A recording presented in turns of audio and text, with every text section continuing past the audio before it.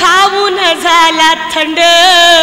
म्हटले खाय थोडा श्रीखंड आणि त्यानं हात पाय केलं बेंड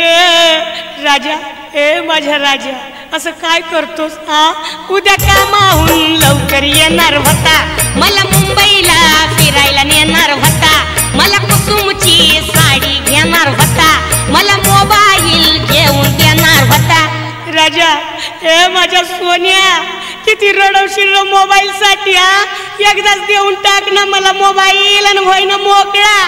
तुझा मोबाईल कुणी नेला आणि गेला बाई